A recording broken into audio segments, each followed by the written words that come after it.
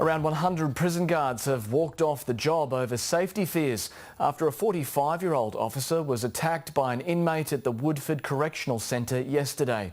The violent attack comes less than a week after the Crime and Corruption Commission handed down a landmark report into the prison system. The union is demanding the government implement a raft of changes to avoid further attacks.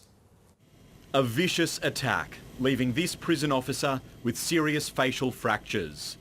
The officer was telling an inmate his request to move from a doubled-up cell had been denied when he was attacked from behind, then kicked and stomped on his face and chest.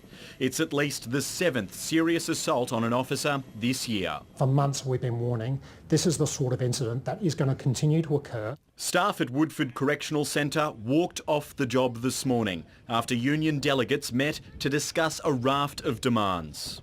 We just want to know that we're going to come home safe to our families at the end of the shift rather than be medevaced out in a helicopter. Further industrial action is being considered while the union has called on the Minister to gain a commitment from the government to build additional correctional centres, roll out body-worn cameras to all correctional officers and to refer all staff assaults directly to the Correctional Services Investigation Unit for charges to be laid.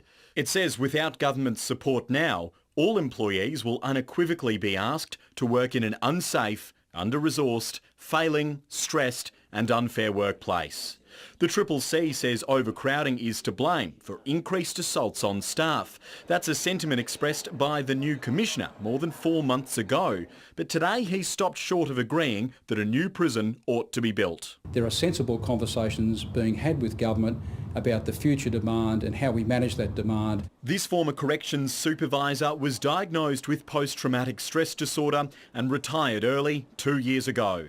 He says the situation is untenable. When you've got from 50 prisoners, say up to 70 prisoners in a unit, which is designed for 50, it increases the workload considerably. The state government is still considering all 33 recommendations of Task Force Flaxton. In a statement, the Corrective Services Minister says he appreciates the union's concerns and says he intends to meet with them at what he calls an appropriate time. The officer is expected to undergo surgery while his alleged attacker has been moved to a maximum security facility. Tim Swanston, ABC News, Brisbane.